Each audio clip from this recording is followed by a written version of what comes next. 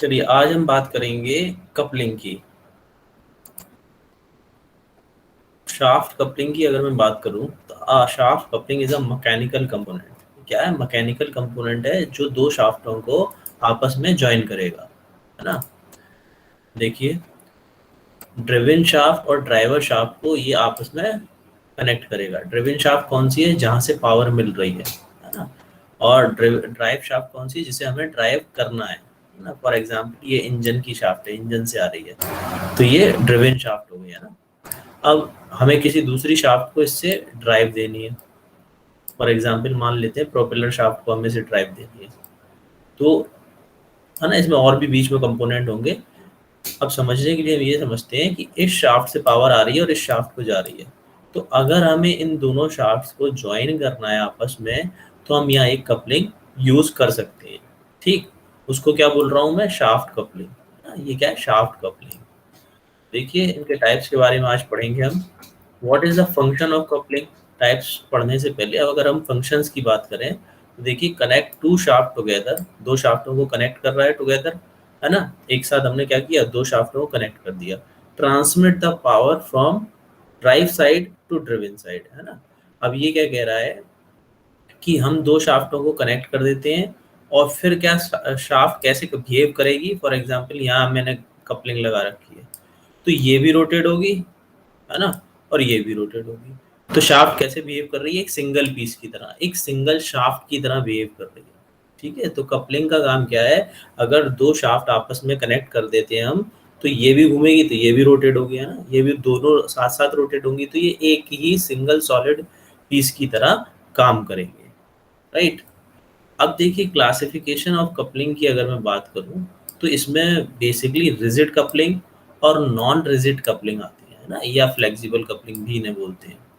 Rigid coupling में अगर मैं मेनली बात करूं तो एक शाफ्ट मेरे पास ये है और एक शाफ्ट मेरे पास ये है।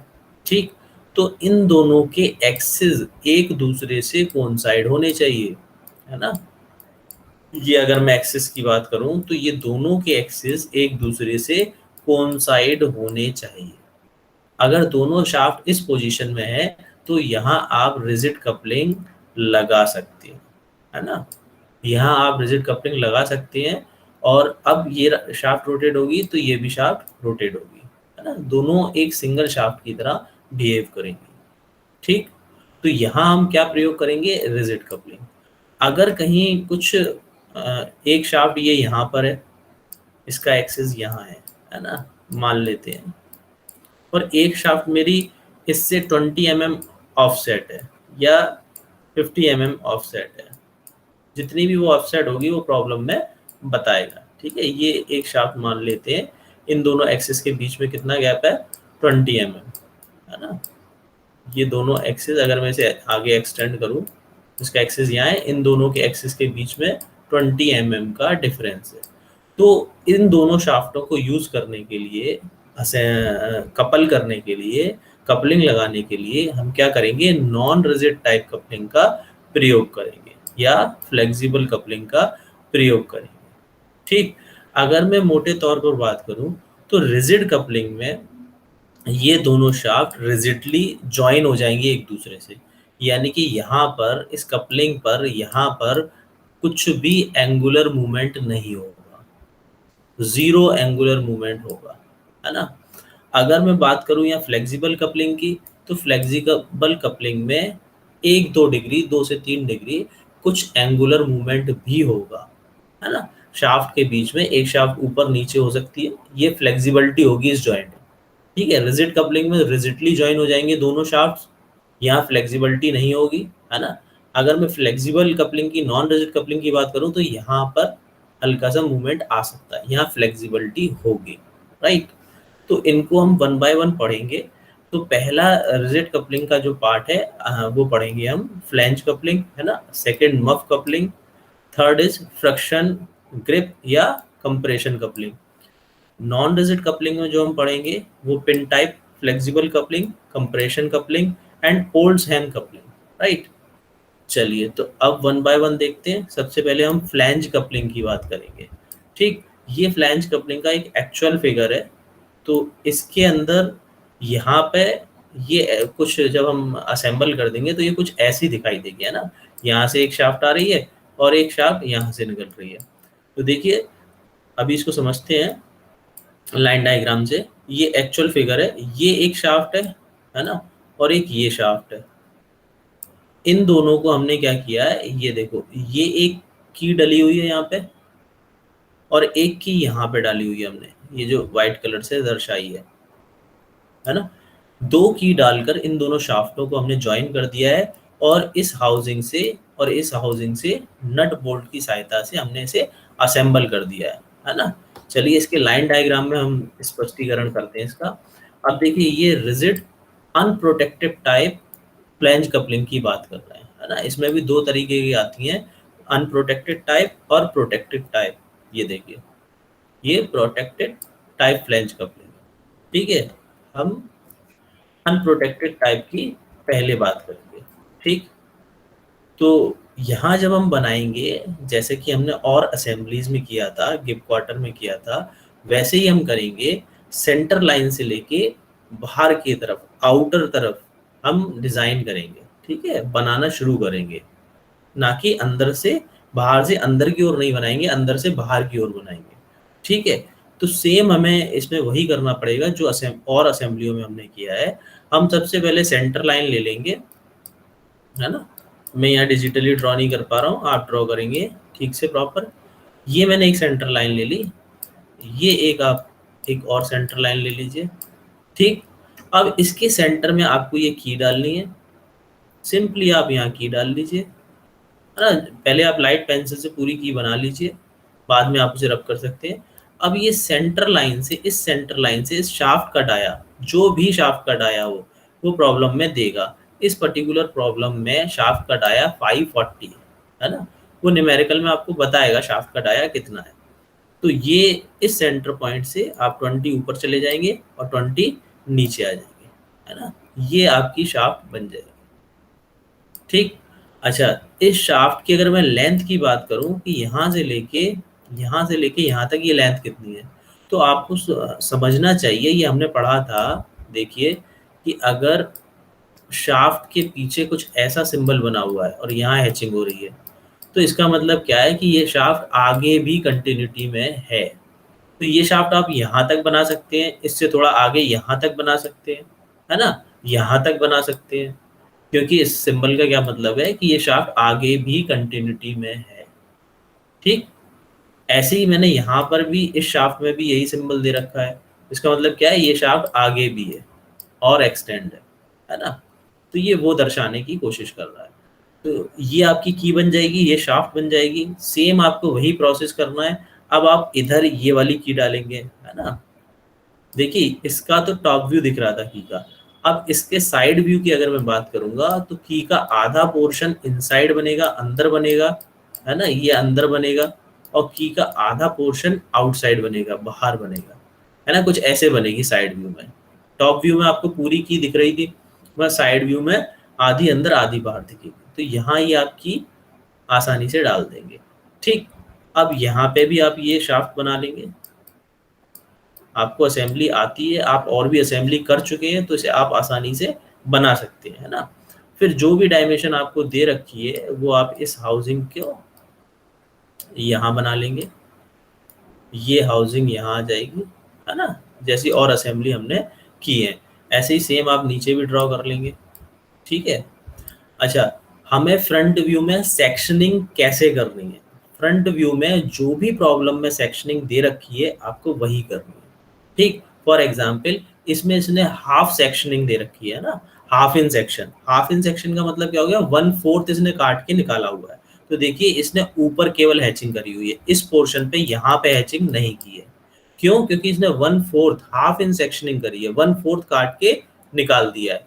अच्छा, आप जब इसे देखेंगे हैचिंग को, ये 45 डिग्री पर हो रही है ना, कुछ इस डायरेक्शन में, ठीक है। तो इसका मतलब क्या है, ये मेरा कंपोनेंट नंबर 1 है, ठीक। और आप दूसरे कंपोनेंट में देखेंगे तो हैचिंग 45 डिग्री एंगल पर ही है, बट डायरेक्शन चेंज है। तो इसका मतलब क्या होगा, ये मेरा दूसरा कंपोनेंट है ना। आप उसको विशेष ध्यान रखेंगे, आपको हैचिंग ऐसे ही करनी है। इसका रिप्रेजेंटेशन ये है कि ये एक सेपरेट कंपोनेंट है नंबर 1 और ये एक सेपरेट कंपोनेंट है नंबर 2। हमने इन दोनों को असेंबल कर रखा है नट बोल्ट की सहायता से, है ना। अगर आपने एक ही डायरेक्शन में दोनों में हैचिंग कर दी, फॉर एग्जांपल इसी डायरेक्शन में हैचिंग कर दी दोनों में, है ना, एक ही डायरेक्शन में, तो इसका मतलब ये हो जाए कि ये दोनों एक ही कंपोनेंट है, ठीक है। तो वो ड्राइंग गलत हो जाएगी। आपको डिफरेंट डायरेक्शन दिखाने हैं 45 डिग्री एंगल्स पे, ठीक है। अगर वो फुल इन सेक्शन दे देता है तो आपको हैचिंग यहाँ भी करनी पड़ेगी, न्यूमेरिकल पे डिपेंड करेगा ये, ठीक है।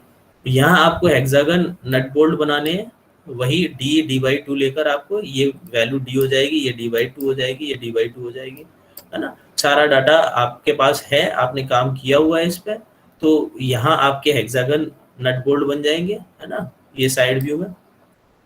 तो ये फ्रंट व्यू आपका कंप्लीट हो जाएगा। अब अगर मैं साइड व्यू की बात करूं, चलिए साइड व्यू को देखते हैं, इसे रब कर लेते हैं। देखिए साइड व्यू की अगर मैं बात करूं, यहाँ से ऑब्जर्वर अगर देखेगा इसे तो इसे क्या दिखाई देगा, है ना। तो यहाँ से ऑब्जर्वर देखेगा तो वही सबसे पहले आप 2 सेंटर लाइन खींच लेंगे, है ना। ये मैं डिजिटली ड्रॉ नहीं कर पा रहा हूँ, आपको प्रॉपर सेंटर लाइन लेनी है। तो ये 2 सेंटर लाइन ले ली। सबसे पहला पोर्शन मुझे ये शाफ्ट दिखाई देगी, सिंपली मैं एक सर्किल कर लूंगा इस शाफ्ट के डाया का, जो कि इस पर्टिकुलर प्रॉब्लम में 40 mm है। ये एक सर्किल हो गया। अब यहाँ से मैं देखूंगा तो ये की दिखाई देगी मुझे, है ना, ये की दिखाई देगी, दिख रहा है। इसको मैं इरेज कर लेता हूँ। देखिए ये यहाँ से देखूंगा तो ये वाली की दिखाई देगी, इसको नंबर 1 की मान लेते हैं, ये नंबर 1 की दिखाई देगी। तो ये देखिए ये आ गई मेरी, है ना। जो बाहर पोर्शन है, जो बाहर पोर्शन आप की का बनाएंगे वो सॉलिड बनाएंगे, अंदर वाला डॉटेड बनेगा, ठीक है। अब यहाँ से अगर ऑब्जर्वर देखेगा तो उसको ये भी की दिखाई देगी, तो ये की यहाँ आ जाएगी, है ना, आधी बाहर आधी अंदर। जो अंदर वाला पोर्शन है वो आप डॉटेड बनाएंगे, ठीक। तो ये दोनों की आ गई। अब आप आगे जाएंगे तो ये देखिए यहाँ सेंटर से 580 दे रखा है, यानी कि सेंटर से 40 ऊपर 40 नीचे। तो ये वाला सर्किल आप इसको प्रोजेक्ट करेंगे यहाँ पर तो ये सर्किल आ जाएगा, है ना। आप यहाँ से देखेगा ऑब्जर्वर तो ये सर्किल आ जाएगा। आप सिंपली प्रोजेक्ट करते हुए ले जाइए, आपके पास हाइट आ जाएगी, आप कंपास से इसको सर्किल को कंप्लीट कर दीजिए, ठीक है।